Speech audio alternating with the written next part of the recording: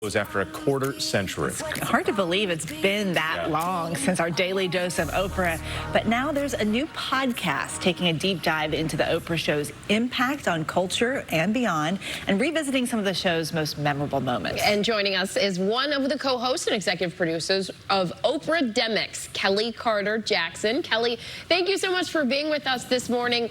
You say that this podcast is the study of Oprah. Why do you think that this talk show had such a lasting legacy? Oh man, I miss weekdays at 4 p.m. You know, no other show had the kind of longevity that the Oprah Winfrey Show had. 25 years, over 4,500 episodes. I think she connects with boomers and Gen Xers and millennials like myself.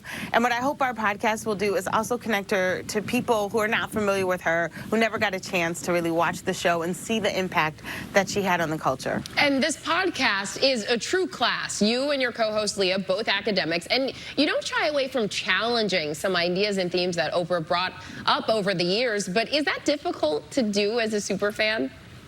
It's so hard. It is so hard. I think one of the hardest episodes we've done was probably talking about Dr. Oz, because he's become so controversial as of late. And, you know, we heard about it on Twitter for sure. People who listen, some people loved it, some people hate it. But we always try to offer some critique as academics, but we do it with love because we care so much about Oprah.